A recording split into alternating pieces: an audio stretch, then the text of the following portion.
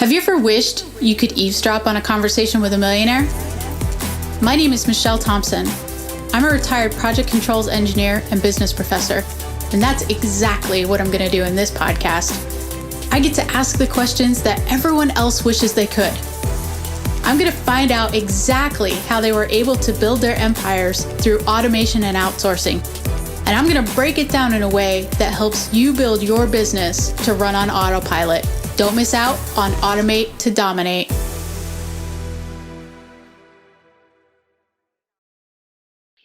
Hello, everybody, and welcome to another episode of Automate to Dominate. Today, we have Pat Roque. She is our guest speaker, and she is a rockstar career transformational coach.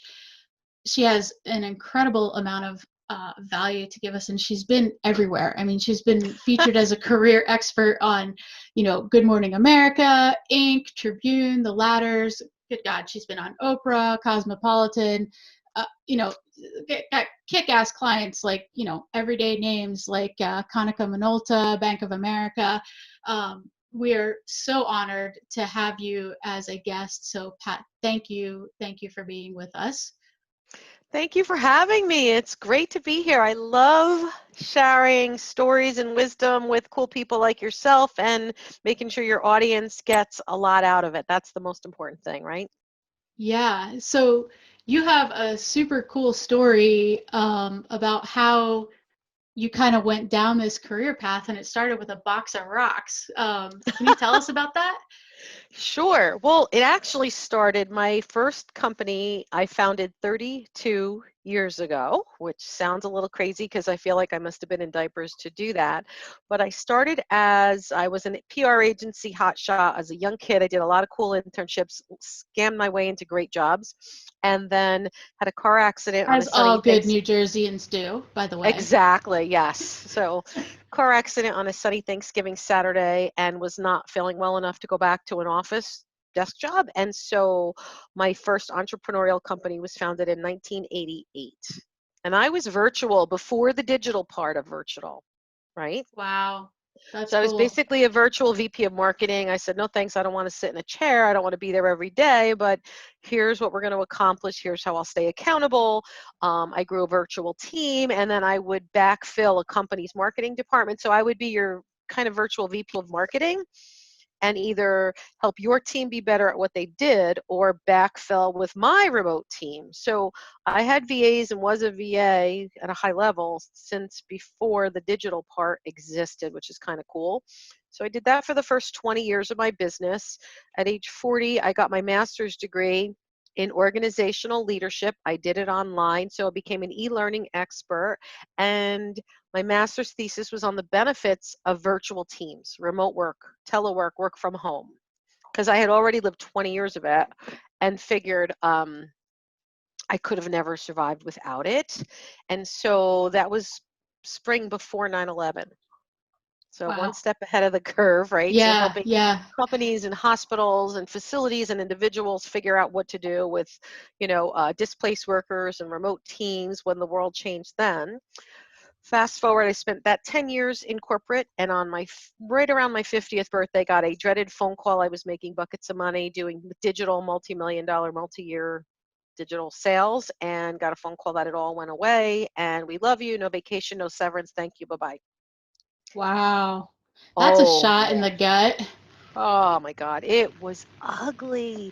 And I was 50 and I was in the middle of menopause and I was a hormonal mess and I snot cried for probably 2 straight years. It was an How ugly, many quarts of Ben and Jerry's? I just gotta know. oh, no, I was more like Tito's. Well, Tito's actually wasn't in then. Tito's is in now, but it wasn't then. So long What's story short, Tito's? I don't know what Tito's is. vodka. Oh, yes. Oh, yes. Duh. I was thinking ice Yeah. cream. No, no, I went for the good stuff. Anyway, Yeah. so I had ultimate, rock star to rock bottom moment. I was a mess. I kept applying for the wrong, like jobs like I used to have, thinking that was what I was supposed to do, which was nonsense. And I kept sabotaging. I'd be the finalist or get the job and supposed to start Monday and then decide it wasn't going to work. So it was really kind of this soul searching that I needed to do. And on my 50th birthday, my best friend watched me crumble and decided she was going to help. And my birthday was in March. She dug in the snow, got 50 rocks, painted them gold, and put 50 things that are special about me in a box that said 50 rocks, and Mm, so do you. Can you see that? I Those are some of can. the rocks. They That's say things like amazing. What hardworking. a thoughtful friend. What an amazing friend. I say to her, it would have been much cheaper and faster and easier if you bought me a sweater from Bloomingdale's, but okay. But they said Right. things like generous and funny and supportive and bitchy and weird. I mean, it was everything. It was my best friend. And I had been taking medication to feel better, and it gave me suicidal thoughts. And I literally one day said out loud, I should just throw myself off a bridge and no Mm, one would care. wow. Imagine. Wow. That's I've actually been in that exact spot. It was shortly after I had my stroke. It was about 6 months after I had my stroke, and I was like, I want to do this anymore. I don't want to. So, Rock freaking and I, bottom. yeah, yeah, and I'm assuming somebody was there for you at that time. I got lucky. I had some support systems, and my of all things, my doctor called right as I was about to drive the car off the cliff, and she's like, "Well, just wait a week, and then if you still want to kill yourself in a week, you haven't lost anything." And I went, "Huh, okay, we'll try it." And in that week, we got me some help. So I'm sorry, I didn't mean to interrupt you. No, Please no, but continue. no, but see what happens? People always think it's just me. It's just me, right? We go through our things in our lives and we feel like, oh, it's just me. I have to be the only one. And you're not the only one. And I'm not the only one either. But I did realize that I knew that wasn't right. And I knew that wasn't me. And I knew that I had gone from this quote unquote rock star life. Everybody was like, oh, look at her. She's in the magazine. She's here. She's there. Like I had the good life and they wanted to be me. And then I was sitting there feeling like I was drowning at the bottom of a well, trying to scratch and claw my way out of it, like my fingernails popping off. It was so bad and so ugly. And my best friend pulled his box of rocks out, came to my door. We went to dinner. She hands me this thing and says, hold it. And I'm like, what the hell is this, a box of rocks? It was literally like the ultimate Pinterest gift. And of course, I snot cried some more because I couldn't believe she did that. And so I started to blog and write one rock at a time. What do these rocks actually mean? So generous. It was about being a generous giver and an excellent receiver. Because how do you feel when you give, Michelle? Pretty good? Oh yeah, Yeah. Okay. absolutely. Everybody loves to give. So much harder to Okay. take. Right. So we're really uncomfortable asking for help. Yeah. But if no one asks for help, no one gets to be the giver. You Yep. have to do Yep. both. So I So thought true. about that. That's a really good point. I Hmm. hadn't thought of it that way. I'm always like I give, know. give, give, but if I don't give somebody else the opportunity to give, I'm actually robbing them a little bit. Mhm. Wow. Ooh, Absolutely. that's So a mind blow moment. Okay, continue. Sorry. having this podcast, you are both giving and receiving. So it's a really nice moment because it's a win. It's a win and it's a win for your audience. So all ships rise with the tide. So that was giving. And supportive is about, for example, in my eyes, it's about reaching out and inserting yourself and not waiting for someone to ask. You need to be astute and pay attention and be a student of your people and know your people and be empathetic. So, how do you insert yourself very carefully sometimes, right? Because that dance is dainty and dangerous at moments. And so, how do you insert yourself? And what does confidence really mean? And how do you be assertive without looking like a bragging AH, right? How do you come forth and share with confidence and pride and instill that in other people and not look like an arrogant biatch? So, Mhm. every rock one at a time. And I started blogging and I love LinkedIn. It's my favorite social media platform. And people started calling me and saying, oh, can you coach me? Can you come speak? And um, here's a moment. I went to a conference, a Lisa Sasevich conference. It was about speak to sale. It was about getting on stages and speaking without sounding salesy because I felt this inner conflict of, well, if I speak too much, do I look too arrogant? Whatever. And I met these amazing people, and we had to do this exercise and write about branding. And we're talking, you and I, about branding in work that we're doing, right, together. So every day we're talking about it, and we're good at it. And I'm good at helping other people, and they're good at helping me. But when you're doing it for yourself, I sat with a pen on the piece of paper, having to write about some of my branding positioning stuff, and I started to tremble, and the blood ran out of my face, and the color ran out of my lips, and I just shook. And the woman next to me physically moved her chair away from me. I think she thought I was having an epileptic seizure or something. She didn't know what was going on, but she could physically witness this weird. She's like, whatever it is, I need a way. This is some And then weird you ever do strand of the those coronavirus. And you ever do those exercises where the people have to work together? Oh, two people pair up. She literally went across the aisle. Instead of turning to me, went across the aisle to get away from me. And I'm thinking, oh, I'm a freak. Here we go. That night, these lovely ladies at this cocktail party are talking about how the day went. We were supposed to practice our introductions, which sounds pretty easy, doesn't it? But not when you're snot crying all over the paper going, oh, I don't know who I am. What am I? And they helped me think through it. And they're the ones that started calling me the Rockstar Career Transformation Coach. It's so crazy how these strangers gave me perspective. One night and a few cocktails, and there it was. And the next day, so here's a ninja trick. You ready? Whenever you go to a conference, whenever you're in a group like we are in our cohort now, you need to speak up and be heard and ask questions and answer questions. So I knew going into this conference with 500 people there that I was going to have a moment at the microphone. So I waited until day 2 because I wanted to have something to say, and I wanted to have something to test in front of the audience. And, so Lisa said, oh, how'd everybody do? Anybody have any aha moments? And I get up there in front of my 500 people, and I'm like, yes. I came here not knowing who I am, and I am Pat Roque, the Rockstar Career Transformation Coach. And the whole crowd stood up and started giving me high fives and applauding, and I started crying again. So I guess my point is sometimes it takes a village and it takes perspective. And this box of rocks, I think, literally changed and saved my life. And so from that day, the Rockstar Career Transformation Coach was born. And then I came back and kept working. And my program and system is called Rock on Success. So the planner, for example, is a 90-day fast action planner. Ready? Focus and freedom to live your best life without selling your soul or losing your mind. Nice. And that's the dream. That's actually what this podcast is all about. It's so perfect lining there. Right.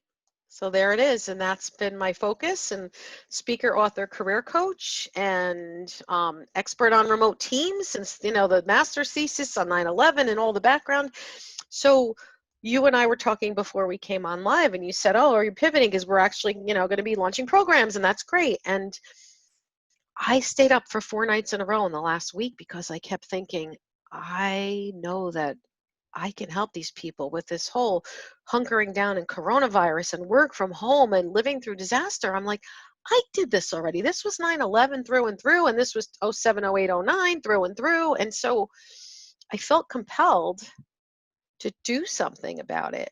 So I made a vow, and I didn't even want to bug my team because I didn't want to stress them with my craziness. So I literally dusted off a couple things, and I decided I was going to be generous. And for 2 straight weeks, I would donate live coaching for 2 weeks at 2:00 every day for 2 weeks, and just let people have a voice. Let them have questions, answers, show up as an expert, give them a place to have a sense of community and to think out loud about where they were stuck. Were they afraid? Did they need help? Did they need to find the words? Because perspective is really key. And I don't know if you know anyone who ever got married or went to a prom or any of those moments where there's a dress.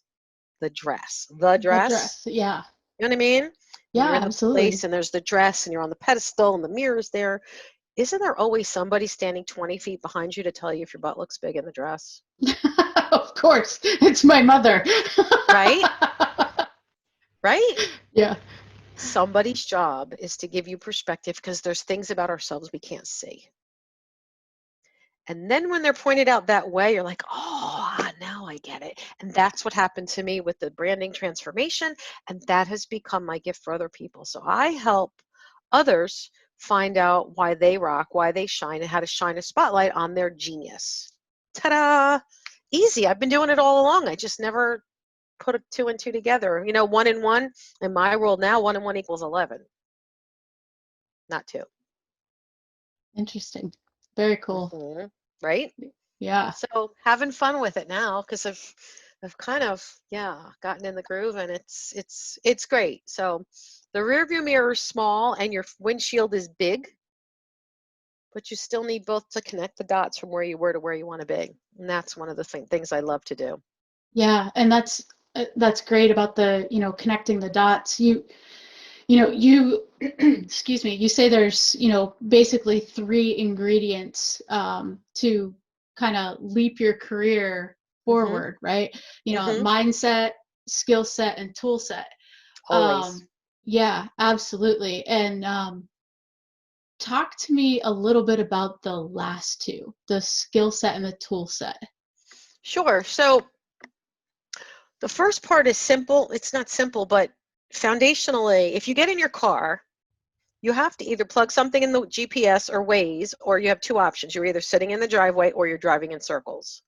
So first is getting clear on strength and on focus and what really matters, your non-negotiable priorities, because then you know what you want and you need while you're here, what you want your legacy to be, how you plan to serve, where you can make an impact. So now, once you're clear on that, you need to go in and connect the dots from where you were. So part of it is creating an inventory of your wins, of your successes, measuring in quantifiable ways where you can. So here's a ninja tip. I mean, I built a whole entire proprietary career transformation system, but you can steal this idea and you can do it in the cheap if you wanted to. Take a Google Sheet or an Excel document or a sheet of paper, and down on the one side, start listing out your quantifiable wins. Think about across the top, was it a leadership win? Did I save or earn or achieve money? Was it a team building win? Was it a process improvement win? Was it financial? What boxes does it check on those things across the one side? And when you need to create sales material as an entrepreneur, or if you were interviewing for a gig or a job, whatever, the same system works in any way you're trying to elevate and escalate your status as an expert in what you do. You can have this conversation. So I've had people that I've helped get jobs at Amazon, for example. Did you know that Amazon has 14 leadership principles? No, No, but you always got to do no. your homework, right? No, I never knew it Yeah. either, but they do. So you take my system, you run your wins down the side, and across the top, you plug in Amazon's 14 leadership principles.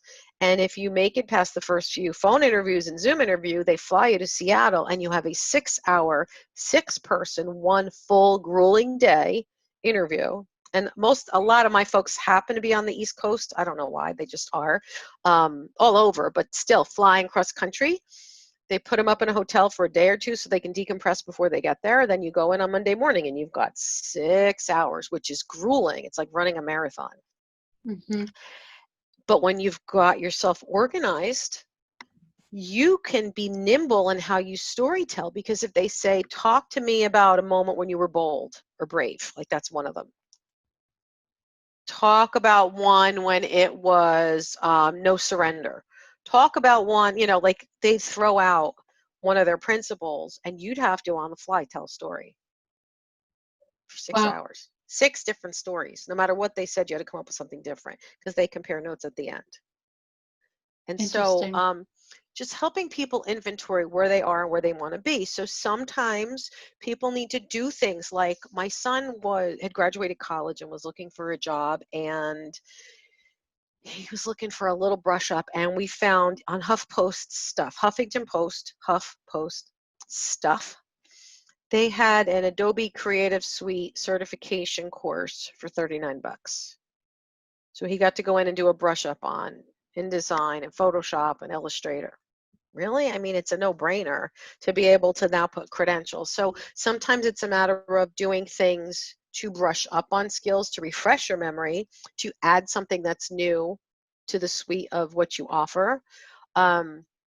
So skill set is about connecting dots and inventory and lining up if you're looking for a job or filling a job description or a gig, anything that's posted. And I know you work with a lot of virtual assistants, so let's just say they're still aligning to a company's motto, their vision, their values, and what that person says they want or need. True?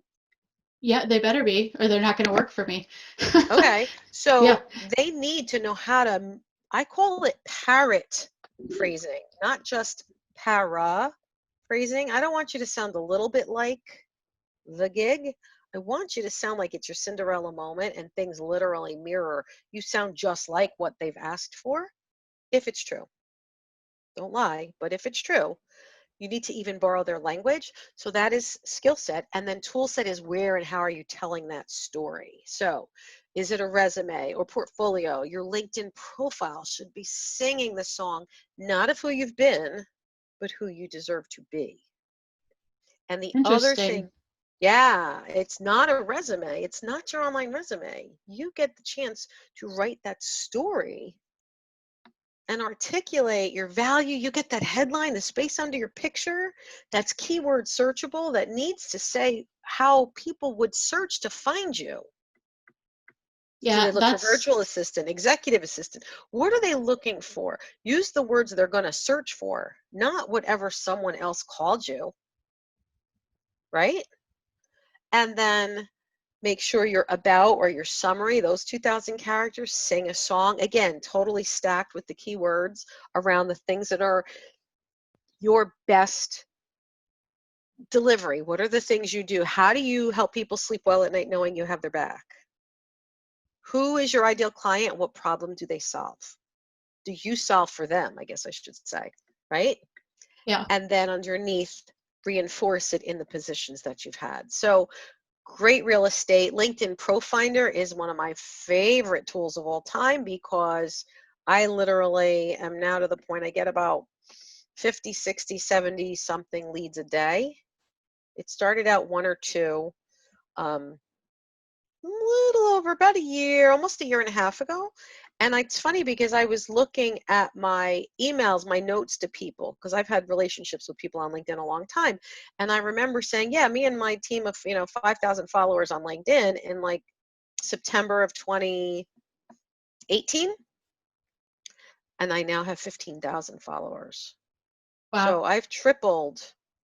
Every 6 months, I incrementally, again, double. I've tripled my audience because every time someone comes in, I'm getting them to follow a link, join a free something, something, something, getting them on the list, giving them value, and then having them start following along. And people watch when you don't realize they're watching, So right? if somebody listening to this wants to, look at what we're actually talking about, what's your LinkedIn profile? Where can they find you It as an is, example? well, it's linked. Here's the cadence for LinkedIn's websites. It's linkedin.com/in /Pat Roque, my name, Pat, Roque. So that, in fact, I can drop it in the chat if you would like me to. So that is, that's the way to get to my profile. But I also have a ProFinder cheat sheet. I don't know if that would be helpful to anybody who might want to have their services so that people Yeah, could find you. that'd But be first, awesome. So I could put in the show notes and stuff for people. That'd be oh wonderful. yeah, and so here's what happens. There's no commission, and um, I do it all without ads. There's no ads. It's like Angie's List. It's free. All organic. Nice. Yeah, it's all organic. The only thing you have to do, two things. You have to have um, a premium account. So if you're not paying $60 on LinkedIn, you shouldn't be there because that's really so much better on being searchable, being found, and finding other people. So that's kind of the cost of entry. But everybody I know is doing that anyway, right? That's kind of a you don't even think about that because you have to, sort of. If that's the space you're in, you need to do that.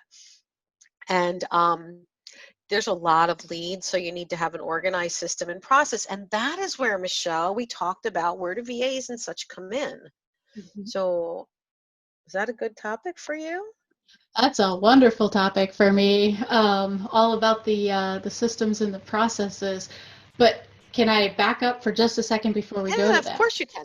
Yes. So, one of the things that I struggle with, I tend to be relatively type A and get to the point type deal. Talk to me a little bit more about parroting. If somebody's listening to this and they have trouble relating, talk to me about how you teach that skill set. Okay, so let's put it in the context of LinkedIn and looking for a client, a gig, or a job. Those are kind of all synonymous. It's, I've got something you need. Now, one of the things I'm going to tell you is that you deserve to position yourself as a solution for an ideal client, a real person.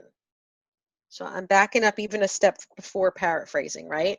So I have in my mind my ideal client who is a middle-aged pharmaceutical executive.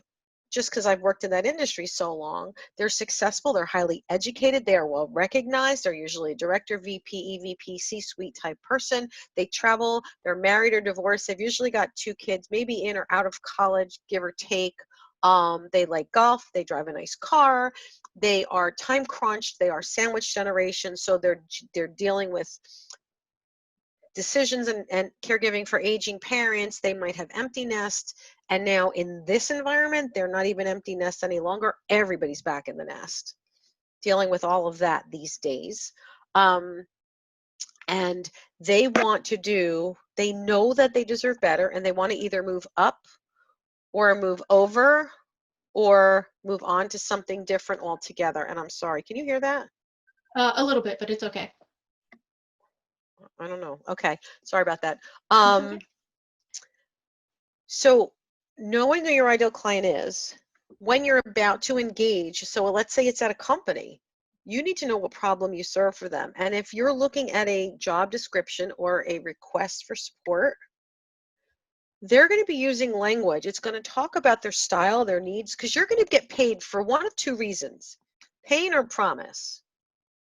I'm going to hire a new virtual team member or team leader or both because I'm growing so fast, I want to maximize the opportunity, or I'm short staffed and there's a pain point and I need someone to come in and swoop in and fix, right? Pain or promise? Because if I had everything, I knew what I wanted, I knew what I needed, and I knew how to do it, and I had the time to do it, why would I dig into my pocket and pay you?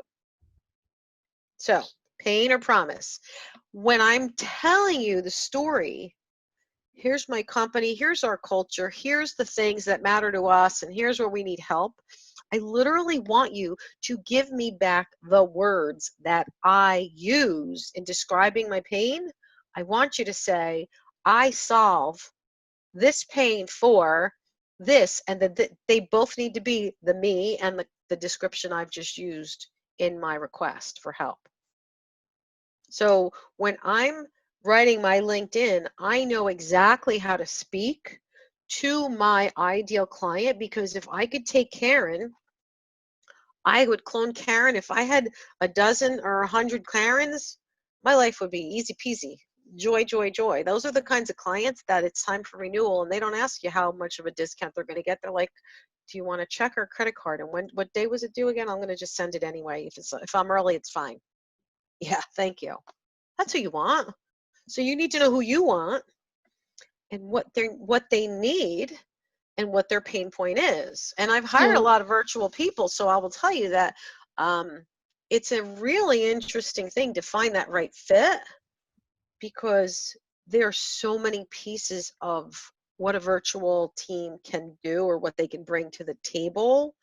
So I think if, as far as an individual, you're coaching both individuals and people who lead teams, both?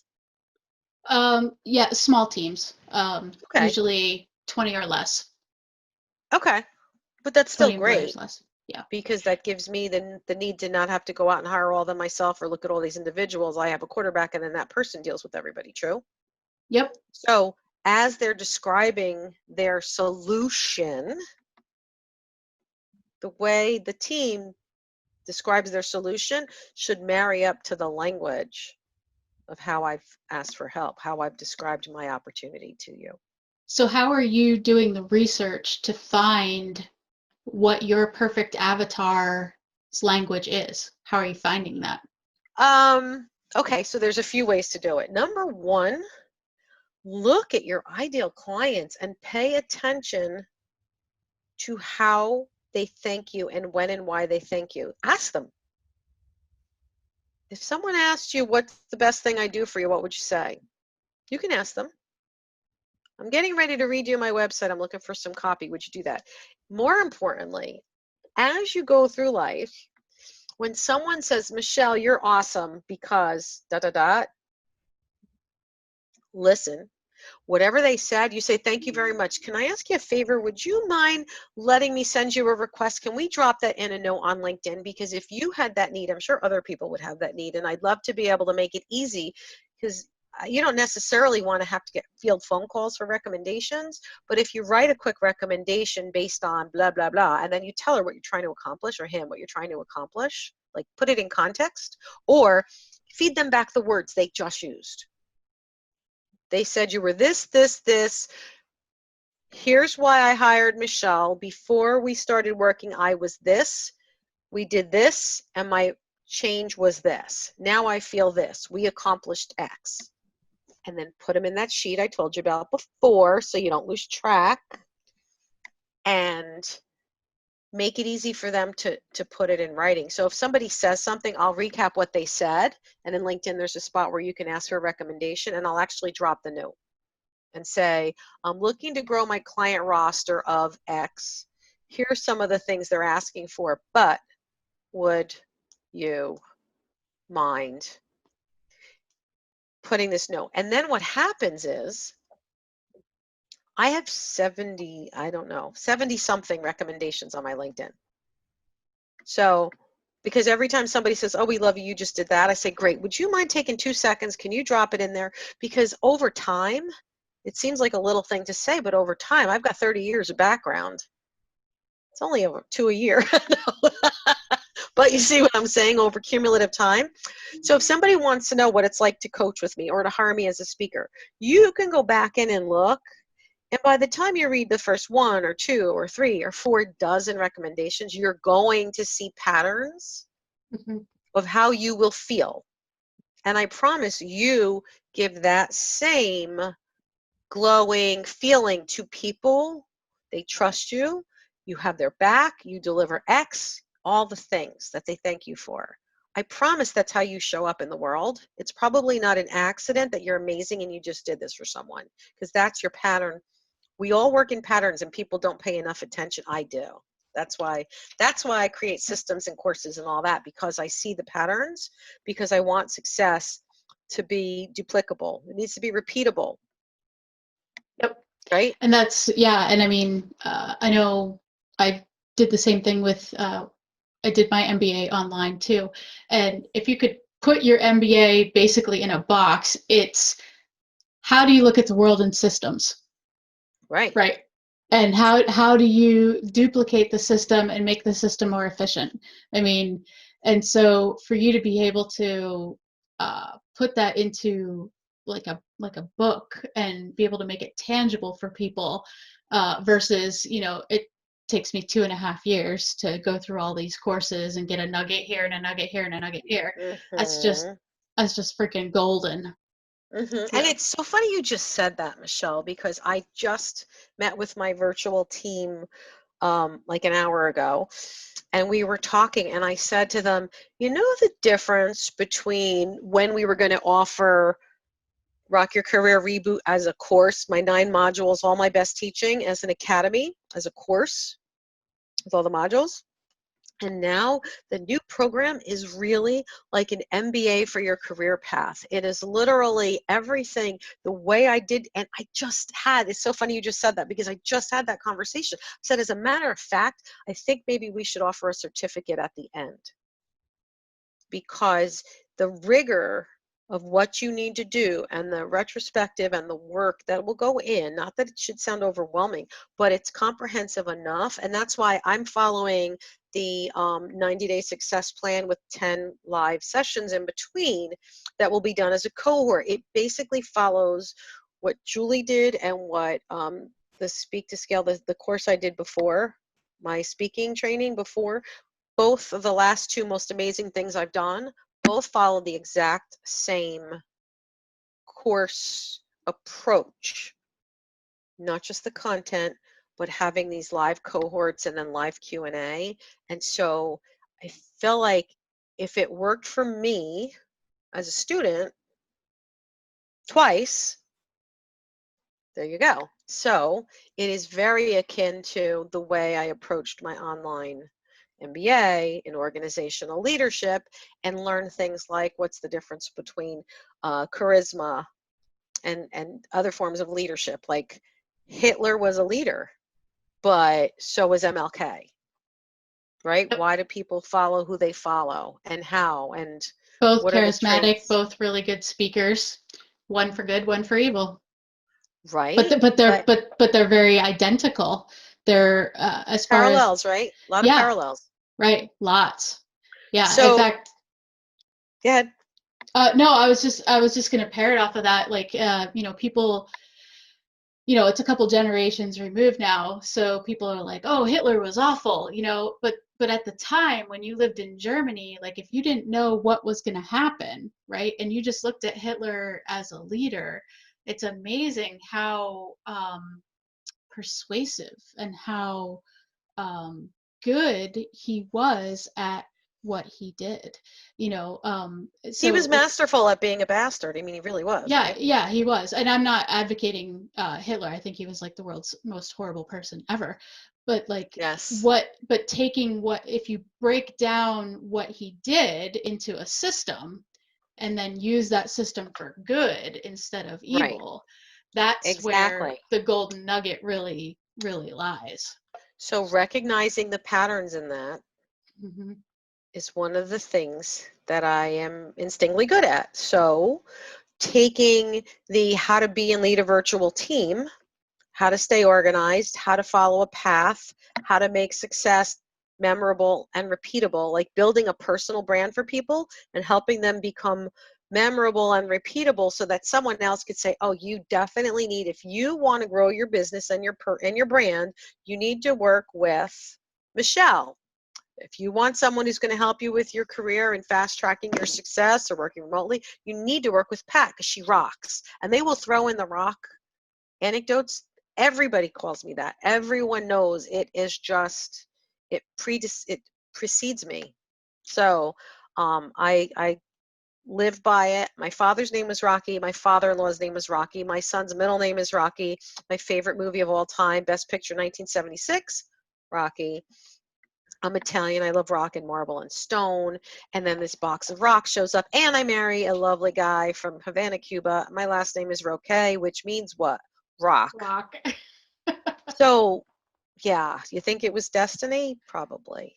But every Yeah. time I speak, I literally bring rocks. The rocks are centerpieces. We do exercises. People have me over and over and over and over, and they have collections of rocks at their desks, by their podium, at the front desk, greeting people. Konica Minolta, the front receptionist has a stack of rocks right at the front desk, all from events that we've done. And then when I walk in the door, they pick up their rocks or they take selfies of themselves and send them to me. That's awesome. It's That's really fun. great. But anyway, Yeah. so honoring why you rock. So for your virtual teams, honoring why they rock, not trying to be cookie cutter carbon of everyone else, but owning their gifts, owning their uniqueness, but coming at it not from a tactical, I do this, this, and that. Because there's a million people. You name a software or an app, right? There's volumes of people that can do just about anything. We're all in a highly competitive space. True? Oh yeah. But But there are you're those of us that humanize it and make it uh, do it relatable. well because like for instance, let's outsourcing is my thing, so let's talk about that. Everybody and their brother knows you can go to onlinejobs.ph and hire a virtual assistant. Big freaking deal, right? It's like the career builder, the monster of the job world in the Philippines, right? But what you're if you just do that, you're absolutely set up to fail because you don't have the system set in place, right? You don't have your back end, you have no idea how to train, you have no idea about the culture, you have no so it's all about not just knowing where to go, but what systems to put in place and how to use the systems, and Exactly. doing it in a way that is relatable, that everybody gets it, not just you got to break it down into its simplest of steps so that it's duplicatable, and easy for everybody to implement. So sorry, I went off on a tangent there, but No, but you're absolutely right. And so that is the secret sauce, is having one, right? It's yeah, having the recipe, because I know what works. I've done this and helped thousands of other people for 32 years. I've been there and done that. So now when someone's facing a career pivot for the first time, maybe the second time, or even third, I still outnumber you 10 to 1 easily, right? So the point is fast tracking your success in whatever it is, whether it's the outsourcing or whether it's your personal branding and your career elevation, right? Because people want one of three things in my world. They want to move up and get recognized, accolades, promotion, raise, board seat where they are. They want to move over because they know they're good at what they do, but they can't do it where they were any longer. So they're going to move over, similar but different place, right? Or they want to move on to something different altogether. But they hear that loud cry. I always say it's like, first you feel like you got that little tingle in your gut, right? Or God taps, or however you hear or see the voice inside your head. And I always say it's like when Jeannie pops out of the bottle, you can't shove her back inside. It's like this little voice, it gets louder, louder, louder. And after a while, it's like deafening screaming in your ears. And yep. you can't silence that. You've opened Pandora's Agitation. box, but it's a good thing, not a bad thing. Well, it's a good thing if you decide to take action and do something with it, right? It's a bad thing if you sit there and let it eat away at you, and all you do is second guess yourself and then sit on your hands because you don't know what to do. So inertia is not our friend. Inaction is not our friend. And with this whole pandemic, and people are going to be watching this in posterity, so it's not just going to air in the spring of 2020. This will air again. They can come back to look at this, and hopefully very soon after it will be an afterthought, and this will sound like old history already, I'm hoping. But one of the things we thought about is, do we change our course? Do we change our program? And why? And I thought, you know what? My secret sauce is my secret sauce, and it's going to help people no matter if there's a pandemic or it was great before and it's even better now. But we do have to change our sensitivity to how we describe people's pain, because you want to be really acutely sensitive to how they're feeling and not play on people's travesty. Like, it's not about that. It's not being opportunistic in the ickiest, ugliest of ways, but it is about helping people figure out, if you're a virtual leader or team member, you should right now be more valuable than ever, whether it's helping people learn how to be better at being remote, whether it's helping them do things because they might not be able to get to everybody on their team, or they may have had to let go some of their permanent full-time colleagues. So it's a great time to be of service. And what Julie says is, the world needs your gifts, and it's our obligation to answer that call. So sitting on your Yeah, hands or postponing launches or not showing up does not help. Are you prying and trying to, sell like the idiot on, I saw a social post, and this jerk grabbed like 17,000 bottles of hand sanitizer. He basically tried to wipe out the market. And now he's trying to, loan shark hand sanitizer, let's just say, for lack of a better word, right? That is evil, and he'll burn in hell for that. Like, it's just not good in any way, shape, or form. I'm not talking right. about that, but I am talking about serving with integrity and showing up and being So sensitive. let's talk about that, right? Because Yeah. there's a lot of maybe small business owners who all of a sudden now have to be virtual, right? And before they weren't, but they have no idea what systems or tools to set up to be able to even continue their business in a virtual realm. You've done it since 1988. How, let us behind the scenes, what systems do you have in place? How do you keep in touch with your VAs? How do you make sure that you're getting good quality work and it's still top notch and your Hmm. employees are motivated? How have you accomplished that and perfected that since 1988? Well, so part of it's, trial and error. I've tried a lot of things, and I've learned the hard way sometimes. And that's why you come in, because people don't have to when they've got you around, right? Which is great. Um, But part of it is just, first of all, acknowledging your strengths and your weaknesses, and knowing where that's going to come into play is really, truly kind of a raw self-audit first, and how you show up, paying attention to the things that have worked in the past. We always are using digital, so Google Drive and G Suite, for example, so they're shared things. I do a lot of working with people. When I'm doing the LinkedIn profile, one of the things, and I have no idea why I'm good at it at all, but we do a first coaching session and do your audit and understand your strengths and understand your non-negotiable priorities. You do your career soul searching. And I do this coaching session with you. Send me your stuff. We both have homework. We get together, and I literally will magically craft your LinkedIn profile right before your very eyes, live in real time. I have no idea why I'm good at that, but I am. So you and I are looking at a Google document, and it is coming to life right in front of you. So it's really cool when you can be in the same place at the same time and have version control. So those kinds of things are super important. Streamlining as much as you can is important. I even sometimes have made the mistake of trying to whittle down and use fewer tools, because it always sounds like a great idea. But like Julie said in one of our sessions, you get what you pay for. So you need to pay close attention to the fact of how robust your tools need to be. So I'm a pretty sophisticated follow-up person. I speak, I have leads, I'm online, I have leads, and I like to know who's engaged, who's not engaged, and what level of conversation are we speaking about, what might be the right thing to send and recommend to them, how do I engage if they say yes, how do I engage if they say no. So I have a very complex communication cadence.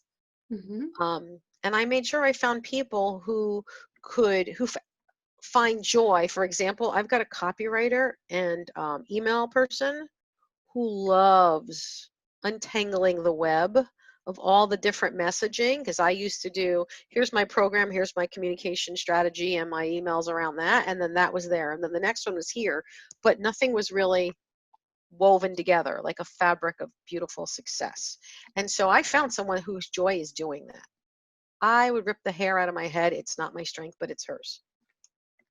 Then someone else who loves helping with follow-up in certain aspects and booking on podcasts or things like that. So somebody who's really good at what they do, let them shine in their genius. And I have asked my team at different times, do you want to step up and be a leader and really become my quarterback right arm and help herd the cats? And quite frankly, one of the bigger challenges these days is people want to be individual contributors. They want to put their head down. They want to work in their own little cocoon. And they don't necessarily want to all have to communicate. A lot of VAs don't want to talk. A lot of them don't talk at all. They just want to email. They don't want to have meetings. So it's interesting because I like the meetings because I like to feel like I'm with my team and I like to have a relationship with them.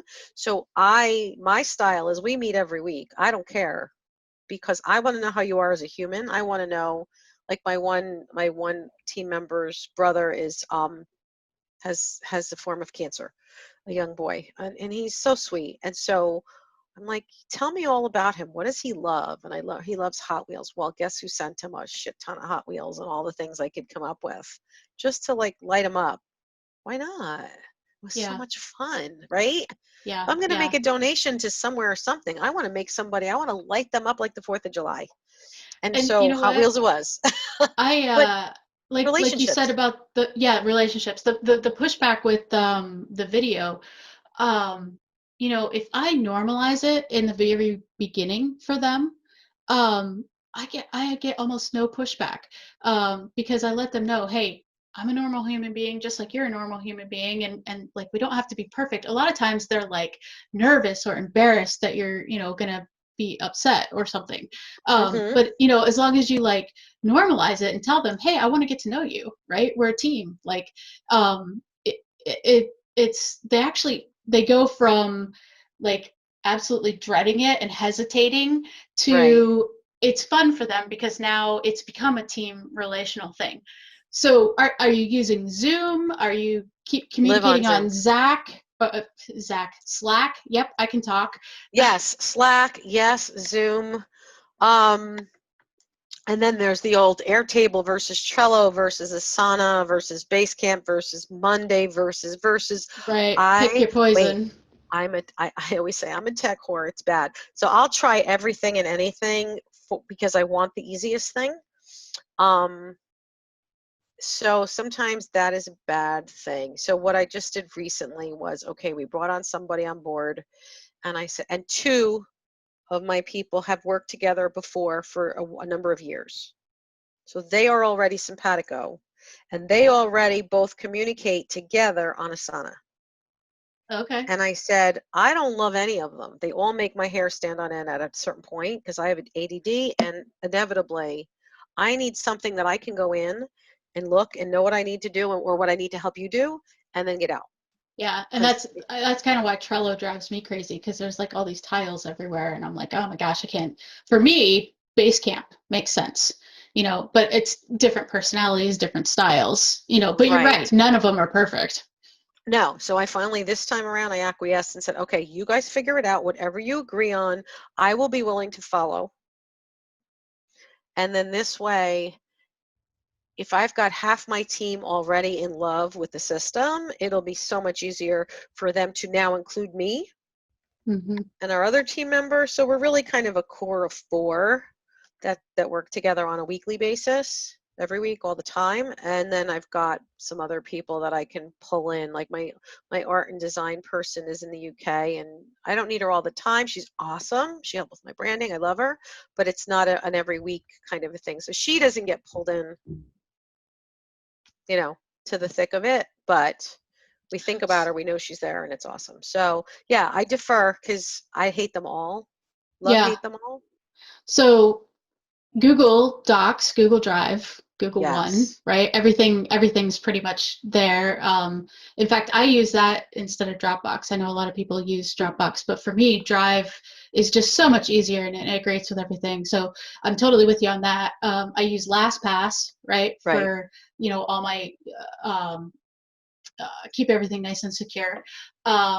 Zoom, obviously, right? We're talking on Zoom right Zapier, now.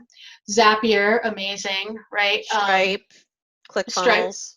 I don't use ClickFunnels. I'm not a ClickFunnels fan, to be honest.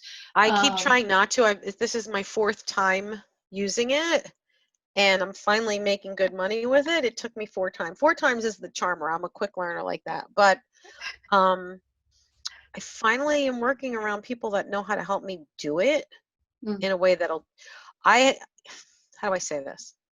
One of the things in hiring other people to be aware of, and I learned this the hard way, is that a lot of people are good talkers and they're good at a mhm. piece of it, good enough to get you to buy, but they don't actually know enough to pull it all the way through. Yep. And I think ClickFunnels is one of those softwares because of the price point, people want the affiliate commission. Yeah, So see, that for me is they like, no, that's they a, created an entire monster mhm. tribe of tens of That's thousands it. of It's a ClickFunnels tribe. It's a software experts. tribe. And then the experts were out pitching their stuff, and yet I found I had 3 of them who all sucked once we hit a certain point. And Yep. I got frustrated and I kept starting it and stopping it and starting it and stopping it. And right now what happens is I realize I'm in another system and it doesn't have the sexy ability to do the upsell and the downsell and some of those extra things to be able to pick up some extra cash quick. So that is what's not, I mean, that's to me one of their big advantages. Their email stinks. Oh The yeah, it's Actionetics is a disaster. But Yeah, you're that's all right. you're right. It's nice for the the drag and drop for to be able to add in the OTOs and things like that. But personally, I build it out in WordPress because then I can do whatever I want with it, and I don't have to link into their system. But what do you do for tracking hours? Like I use Hubstaff, for instance. I don't. You I don't track tend to. hours. For me, no. How do Not from. you I don't have to how do you track do my own payroll? hours. They have to submit their own. So everybody's got their own. My people have their own. I don't have one system. I know that maybe isn't the best answer, but that's the true answer. So they're not all from one location. I did this the hard way and piecemealed my people together. So the downside to not having met you back when I wish I did, is that I cobbled together a team, and I learned the hard way, because in that mix were a couple of people. One was supposed to be an OBM who basically was a ghost and was supposed to set up. Dubsato's another one. I have it, but the ghost was supposed to have set it up and never did. And then her VA who came on the team was supposed to set it up, and she never did. So I still have something that I've been paying for since July that still doesn't run well, but everybody swears if you get it going, you need to get it going. It's worth getting it going because it'll do your payments. You'll never have a charge back. Like, it's so much better. With Dubsato? Yeah, for high Yeah, ticket. for high ticket stuff. Yeah, honestly, I haven't messed with Dubsado at all. I know one day I'm gonna have to get there, but I haven't. Guess it Just haven't depends on tackled it. what you're selling, but the more, the higher ticket stuff needs a contract, needs to have it signed. They have different terms or different payment terms or payment plans and all those things. And so you want to make sure that they know that this is a one-time payment or this is a quarterly payment of X. 4 times a year, and it'll auto renew, et cetera, whatever the terms happen to be. So when you have more simple, basic contracts, or not even contracts, you can put your terms and they're purchasing one thing and it's X amount and it's clean and easy like that, it seems to be less important. But sometimes with my mastermind and my VIP clients and some of the, the higher ticket things that I do, if someone's spending $10,000 on a program, they want to see a contract, they want to see who I'm about, they want to be able to and everything's, I've been doing this a really long time, so it's all cool, but Yeah. you want to be transparent up front to avoid questions and comments and chargebacks or things later. Yeah. So I'd rather not take your money up front, and I always go into every relationship saying this is the beginning of our 10-year renewal. Like, my goal is to have you be a 10-year renewal, then a 25 years laugh, or friendships or collaborative friendships and all those things. Like, I'm a long-term player. That's how I view the world. And so relationships matter a lot more than money. And maybe I'm naive, some people might think, but that's just the way I come at it. And so I believe all ships rise with the tide. I believe there's plenty of money to go around. I believe that doing the right thing is always the right thing. I believe that transparency and authenticity rule. I believe that I'm going to under promise and over deliver. And if I don't know something, I'm going to make sure that I've got brilliant people around me so that I can efficiently continue to feed you the right information that's going to keep you safe and smart and successful. It doesn't have to be my genius in my head, but I've got a huge support network of That's all awesome. kinds of amazing, wonderful people. So I don't get boxed into corner. My husband is a CPA, CFO, consultant, a genius. He's wonderful. And we did our master's thesis together, interestingly enough. And so our biggest problem was we only bought one set of books, because I thought, oh, it's an online thing, we don't need books, except we did. And our kids went to bed at 9 o'clock at night. We'd both be diving for the books because we actually needed them back then in 2000, so but I never knew he was such a good storyteller and such a great writer. Like, I got to see a whole different side of his work product, because how do you know what your friends or your spouse or your family members do? You don't see that. Yeah. So got a new appreciation, and I'm a big collaborator. I love finding smart people and finding how to connect smart people with other people who need them, and vice versa. So I know we're right at about an hour. Do you have Mm-hmm. another 10 minutes? Can I ask just, one or two more questions? Sure. Awesome. So when you're looking for that perfect culture fit, right? Because I know when I hire an employee for my company, I want them to be a good culture fit.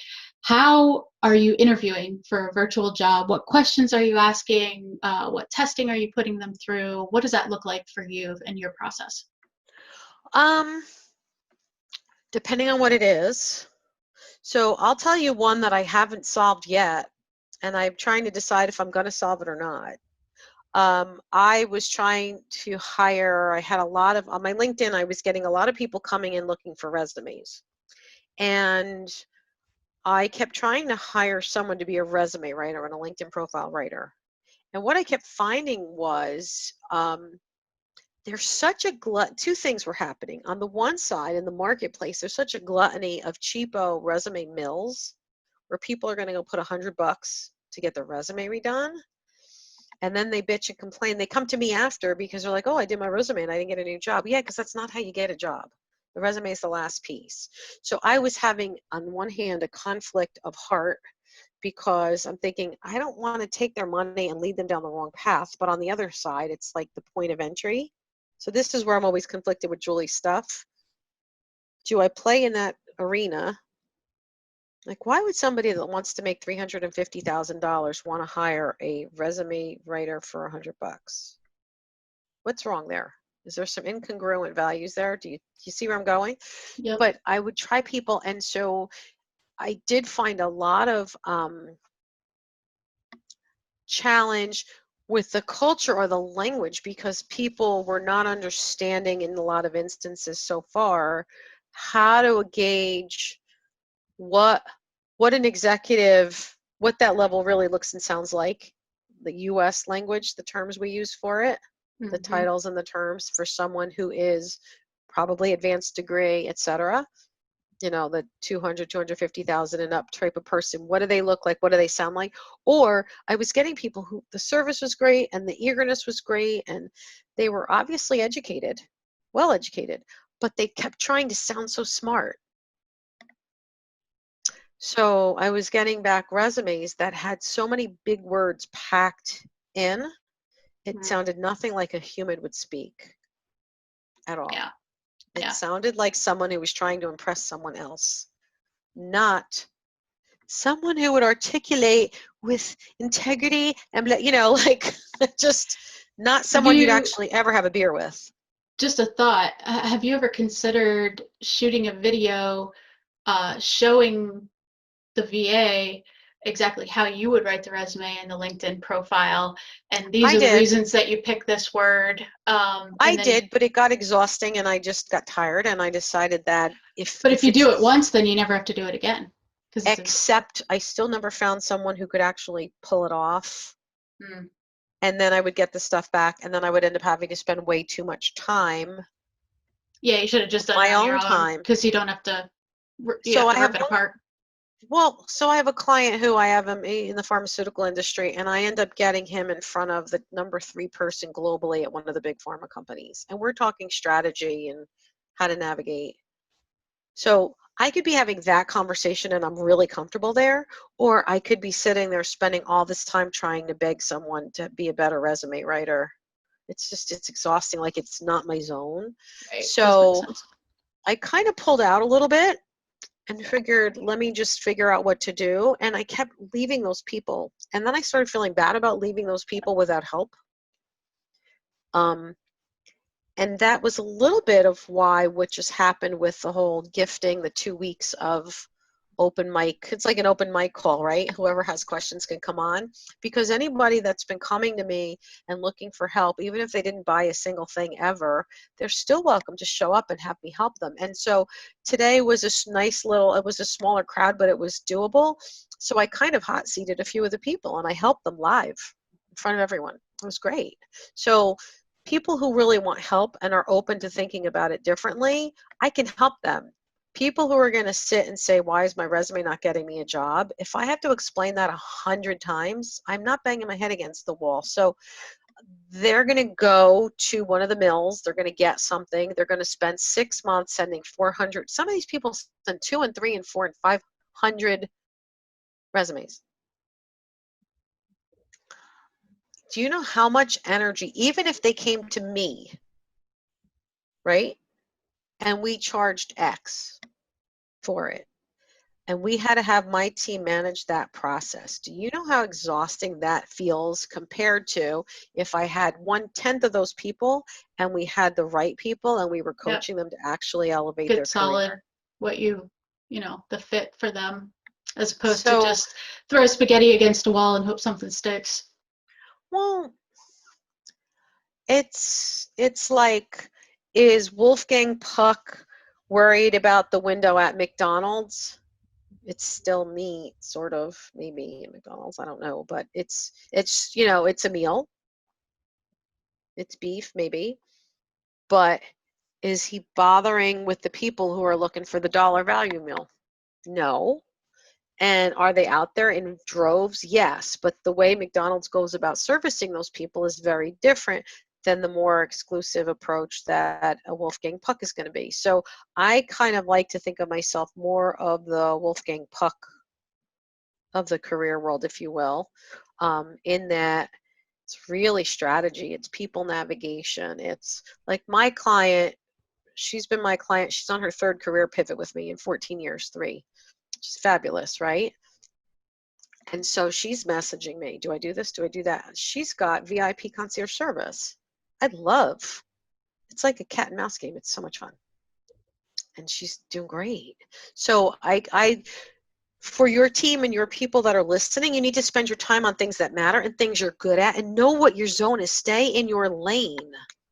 Don't And try hire to for be everything all the else. things. Yeah. Don't Right? be doing all the tasks you don't need to do.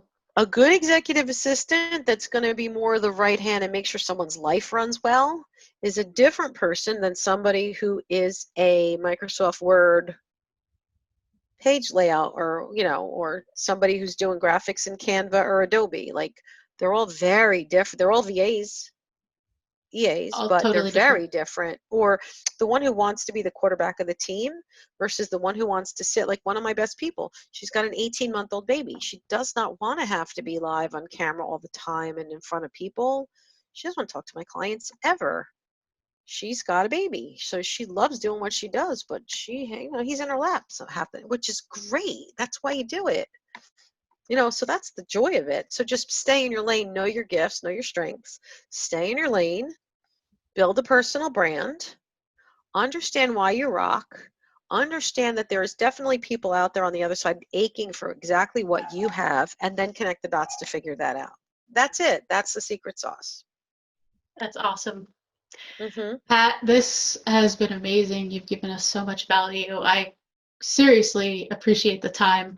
If somebody wanted to get a hold of you and they're like, hey, I need to hire Pat, how do they do that? So the fastest route is probably to go to rockonsuccess.com/apply. And it's rock, ROCK on success, SUCCESS.com/apply. That's going to fast track you in where I'm going to ask you some questions just to kind of understand where you're at, what you're thinking, what you think you want or need.